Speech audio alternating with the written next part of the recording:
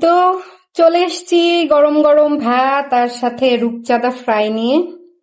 এই যে দেখতে পাচ্ছেন আমার রূপচাঁদা ফ্রাই, সাথে নিয়েছি এই যে লাউ পাতার পাতুরি, লাউ পাতার যে মরিচ দিয়ে পাতুরি করেছিলাম সেটা সাথে নিয়েছি।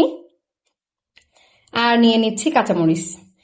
কাঁচামরিচের যে দাম, আমি আমার ফ্রিজে খুঁজে খুঁজে এর চেয়ে বড় কাঁচামরিচ আর পাই নাই।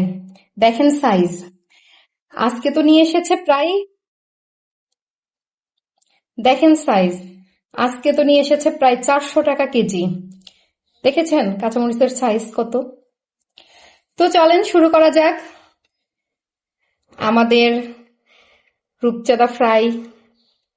দেখেছেন কত ছোট, অনেকটাই ছোট, কিন্তু খুব মচমচা হয়েছে।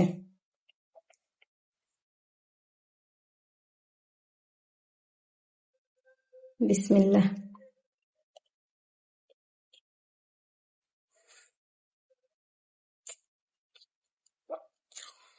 ভীষণ মজা হয়েছে। হুম।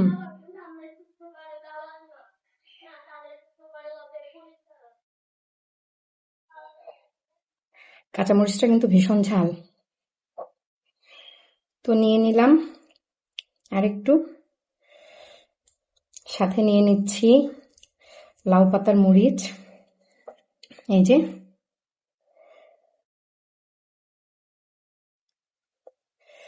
দুইটা খাবারই আমার ভীষণ পছন্দ।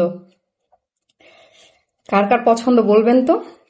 দেখেছেন কতটা ঝাল, লাল হয়ে গেছে। বিসমিল্লাহ।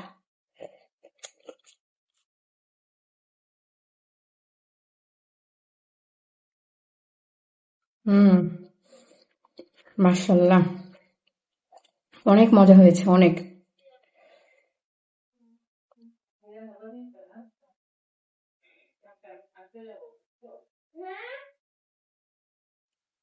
আমি মাছের কাঁটাও চাবাই খেয়ে ফেলি।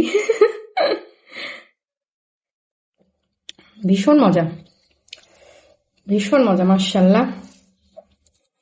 তো কে কে এভাবে রূপচাঁদা ফ্রাই, ঝাল ঝাল লাউয়ের পাতুরি, লাউয়ের পাতার পাতুরি, লাউ পাতার পাতুরি আর কি খেতে পছন্দ করেন, অবশ্যই কমেন্টে জানিয়ে দিবেন।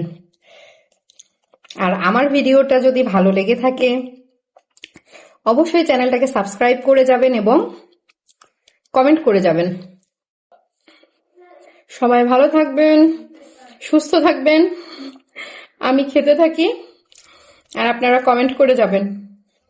আমার জন্য সবাই দোয়া করবেন, আমিও আপনাদের জন্য দোয়া করব।